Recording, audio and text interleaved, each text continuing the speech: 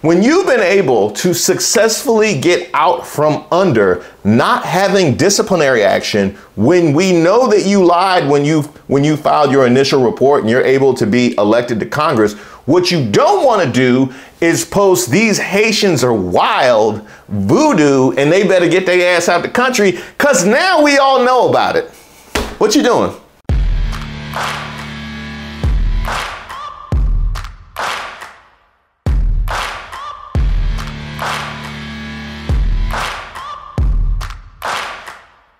Welcome to Racist of the Week. My name is Reese Waters.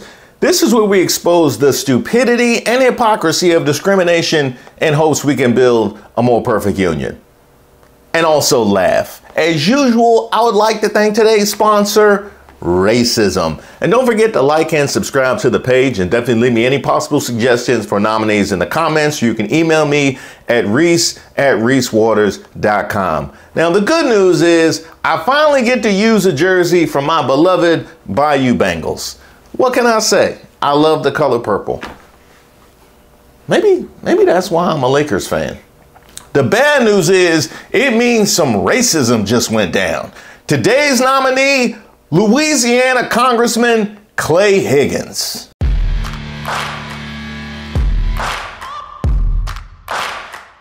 Now first, let's go off what we know. This started with Trump's statement at the debate. In Springfield, they're eating the dogs, the people that came in. They're eating the cats. They're eating the pets of the people that live there. We also know that the evidence for this is literally the worst. Starting with a now deleted Facebook post from Erica Lee about a neighbor's cat that went missing, adding that the neighbor told Lee she thought the cat was a victim of an attack by her Haitian neighbors.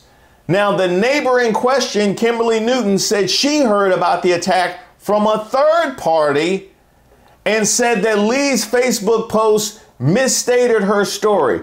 Okay, so if we're going by the Facebook post, even the person who's being described in the Facebook post said that it's not true. We don't even have to go to the Haitian neighbors. The actual person who's in the Facebook post said that the story was misstated. Not to mention the fact that this has now been deleted. Yes, a third different place in Ohio. I know it might be hard for somebody that doesn't exist in what they describe as flyover country, but Ohio is not a town. It is a whole state with multiple different places inside that state. One place called Springfield, one place called Columbus, one place called Canton. They're all completely different places. We also know there's not one person that has gone on record, or else they would have paraded them across Fox News. They would have done the car wash like they used to do when ESPN finally got somebody to go up to Connecticut.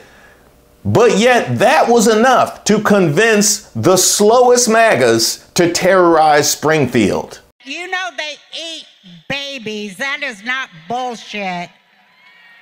It's true. So it's not just the dogs and the cats, not just the pets. It's not just the dogs and the cats. They're full-on vampires. Right? The eating the dogs, the Haitian community. Racist if it's true. No, but it's not true. No, that's the thing. No. It's not true. No, it's not that, because people have come out and said that their cats and dogs hung up in front of people's homes that they saw with their own squad. Now, regardless of I don't know what they were saying about the Haitian community. No, about the city council guy or whatever that said that wasn't true, right? Anyone can say that it wasn't true if they didn't hear about it. We saw it all over social media, so I don't think that's racist. I'm so tired of the racism. I believe the Democrats are obsessed with race.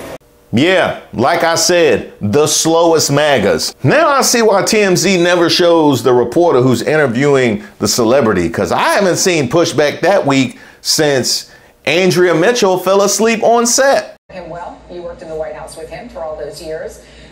Every expectation that, assuming everything goes well, in 5 days we're going to see the president back running around the country again? Yeah, I think so. And I think that in the... And while we're on the topic of Amber Rose, I just posted a Racist of the Week about Candace Owens questioning Kamala Harris's ethnicity when she didn't do the same to Amber Rose. She made not one, not two, but 3 videos all challenging Kamala Harris's racial identity. Put iris in quotation marks.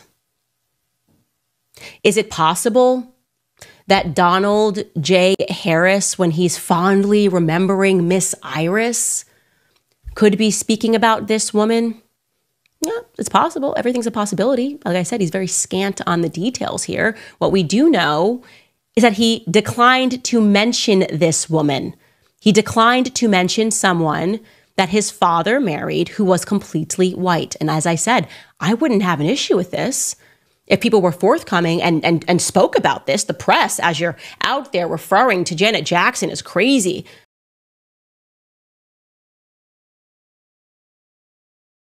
Leave it to Candace Owens to pick up Janet Jackson's wild statements. And you know what? While we're on the topic of Janet Jackson,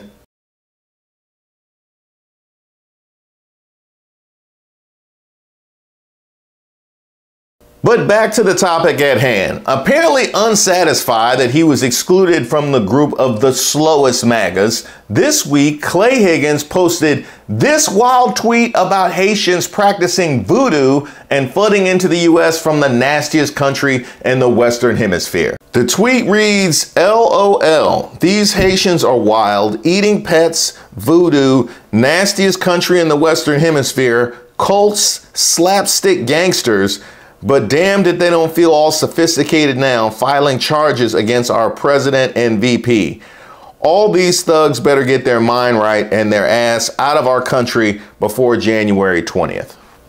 Now, there are so many things wrong with that tweet, not the least of which is no Haitians filed a lawsuit against Kamala Harris and Joe Biden. So I didn't know that you could actually become a congressman without knowing who the president and who the VP were. Also, apparently voodoo, I actually looked this up. Voodoo is apparently some sort of streaming service. So I also had a question about his use of sophistication. So exactly what makes them feel sophisticated? The fact that they're able to file lawsuits? Because people can file lawsuits. That doesn't necessarily make you sophisticated. In fact, some of the most unsophisticated people I have ever known have filed lawsuits. That is not a sign of sophistication. Is it that they're sophisticated that they're filing a lawsuit against J.D. Vance and Donald Trump? Because if that's the case, there's a whole lot of sophisticated people. I don't know anybody who's had more lawsuits filed than Donald Trump. That is a rather large group.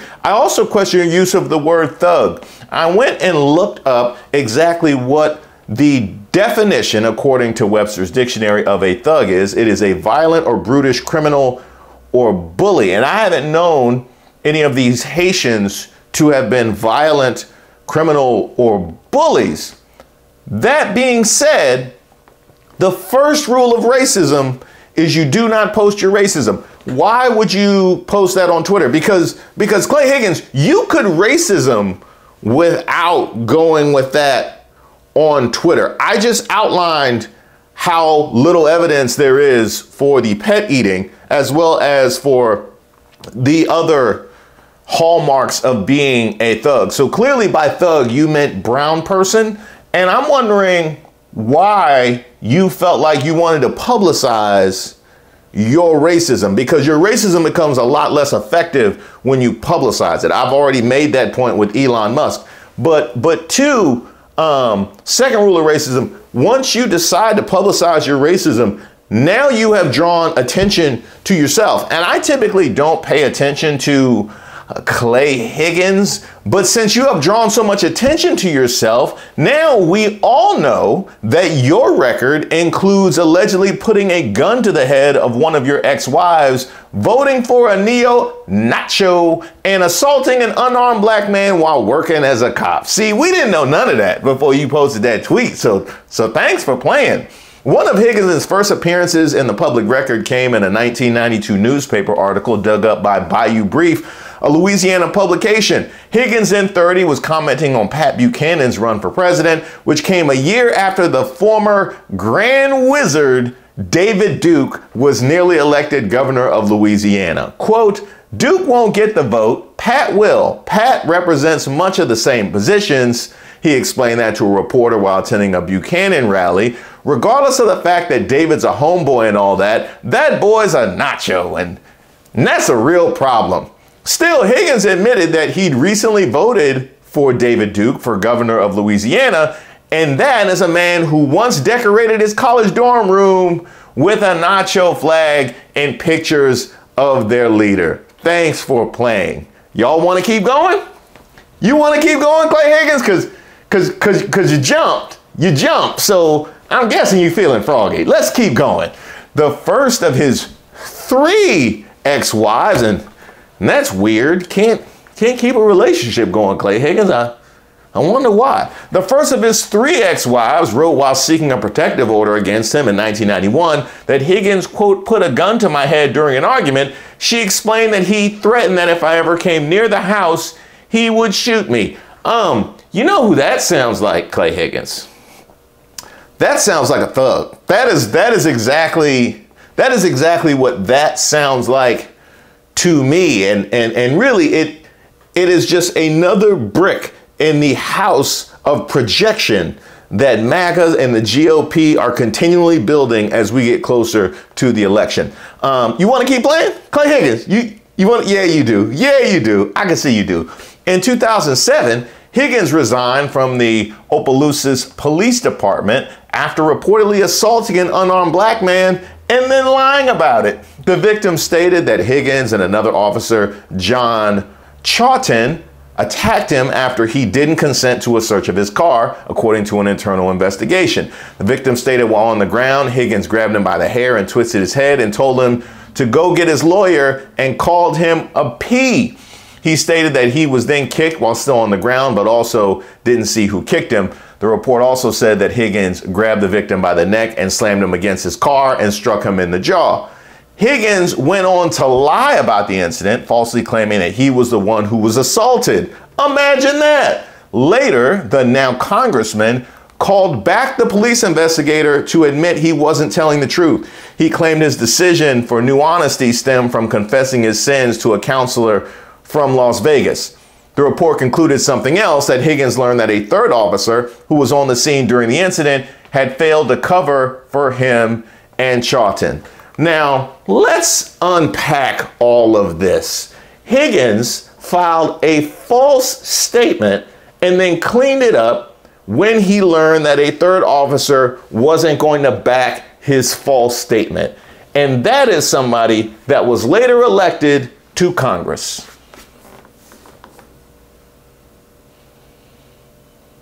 This is the end of times. This is the end of times, because that is something so wild that we just ignore it on the day-to-day. Like, that's like the 10th or 11th most problematic thing about this video that I'm recording right now. The fact that he even made it to Congress after that. I ain't even talking about the ex-wife. I ain't even talking about David Duke. The man has gone on record having filed a false police report. Not only did that not influence his career, that ain't even influence how we feel about police reports. Higgins resigned rather than face disciplinary action, because of course he did, and then he went on to hire Chawton in his congressional office. Now here's the thing, Clay Higgins. When you have something like that in your history, when you've been able to successfully get out from under not having disciplinary action, when we know that you lied when you filed your initial report and you're able to be elected to Congress, what you don't want to do is post "these Haitians are wild," voodoo, and they better get their ass out the country, because now we all know about it. What you doing? Huh? What you doing? I'm just wondering what part of the thuggery is that? What part of the thug? Because you got all the other core tenet points of the thuggery, right? But you're not an effective thug. You are a thug, but you are the ignorant kind of thug. You are the ignorant kind of thug who is immediately identified. You identified by that other officer, and you identified by all of us right now. So congratulations, you are our racist of the weekend. And while I'm on the topic, before I head to the next topic, Louisiana, what y'all doing? Huh? You should know enough to vote away from the person with that record. Now, that being said, a bunch of you guys have emailed me this particular story, and I just wanted to acknowledge it and also just use my platform to amplify it however I possibly could, because it's something that I'm monitoring. Now, I'm quoting the Gettysburgian, which is the newspaper of Gettysburg College, which said on Friday afternoon, and this was published a week and a half ago, the family of the student who had a racial slur cut into their body at an informal social gathering of swim team members contacted the Gettysburgian to publicize their statement on the incident, saying their son was the victim of a crime. They said the incident occurred 2 weeks ago on Friday, September 6th at a men's swim team social gathering. There they said the perpetrator, who the victim trusted, used a box cutter to cut the N-word on his chest. They also said the victim was the only person of color at the gathering. The incident was first reported on Wednesday after the Gettysburgian contacted the college for comment. Additionally, the students who are dismissed from the swim team activities amid the college investigation includes the victim, according to the family. Now, the college first addressed the incident on Wednesday, releasing the following statement to the newspaper. The college has received a deeply concerning report of a racial slur being scratched onto a student using a plastic or ceramic tool. This is a serious report which is being actively assessed through the student conduct process. At this point, the students involved are not participating in swim team activities pending the outcome of the student conduct process. Given privacy laws and the ongoing nature of the student conduct process, we're unable to share further details. The swim team's full statement was released on their website on Wednesday night, which I don't understand why releasing a statement on the website would suffice in a case like this. They even said, given the intense focus surrounding the recent events on campus, the Gettysburg swim team feels compelled to address the incident directly. I don't know what's direct about a statement on the website. I know that you need to be sensitive and careful in situations like this where there might be some potential liability, but giving a face with the nature of these allegations would be a good start. Their statement goes, "We acknowledge the past few weeks have been extraordinarily difficult for many people within our campus community and beyond. Our hearts are with everyone who has been directly and indirectly affected by this. The pain and anguish caused by the heinous act that occurred and the media coverage that has followed have affected people far and wide. As a swim team, both collectively and as individuals, these days have been some of the hardest of our lives. The national spotlight has unfortunately led some to believe that our team or the culture within our team is complicit in the racist incidents that took place. This couldn't be further from the truth."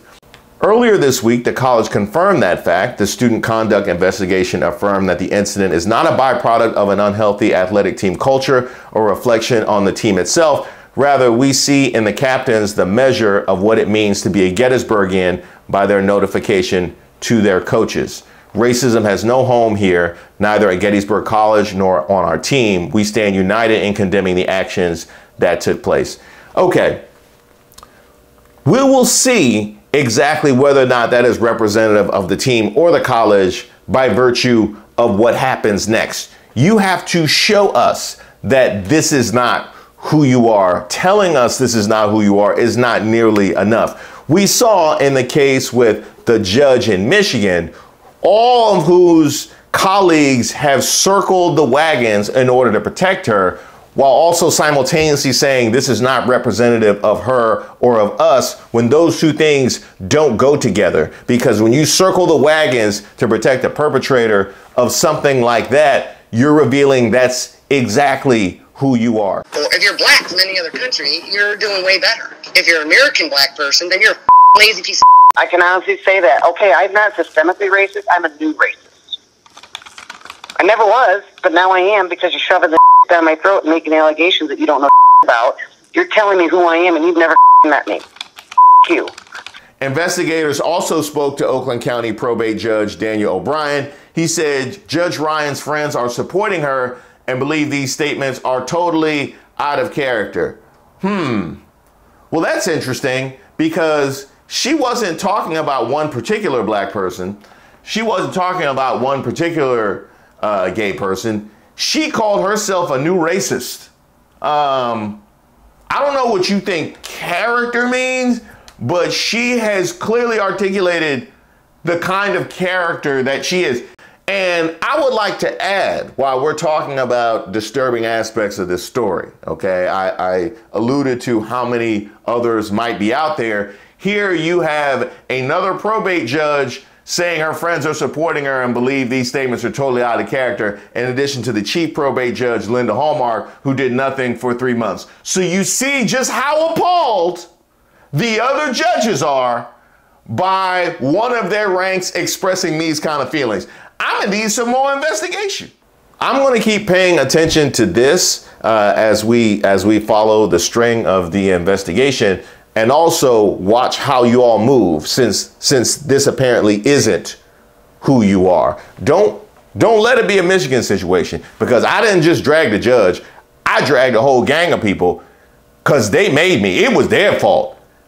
They acted, dare I say, like thugs. They was acting like thugs. Not just Clay Higgins. This was a whole thug episode.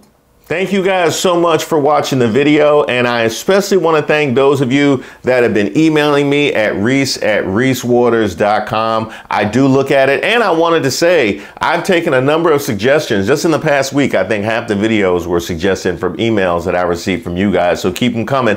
And just because I may not be able to respond doesn't mean that I don't see it, and it doesn't mean that it's not impactful, because the email and the feedback that I get from you guys shapes my perception of the people that are consuming my content. So it really does impact the direction that we take moving forward. So just because I may not respond to your email doesn't mean I don't appreciate it. So thank you guys very much. Of course, we have the website, ReeseWaters.com. There's some new merch on the website as well, so be on the lookout for that. And by the way, if you get some merch, if you get a shirt or hat or whatever the case may be, send me a photo of yourself with it. Maybe put in the title merch pick or something like that. I could think of a way better subject title. Those of you that have signed up for my newsletter, use the portal on my website. I appreciate you guys for doing that. There'll be a new newsletter that is going out shortly, and in it will be updates on channel membership. That's right, something that you guys have been mentioning to me for a long time.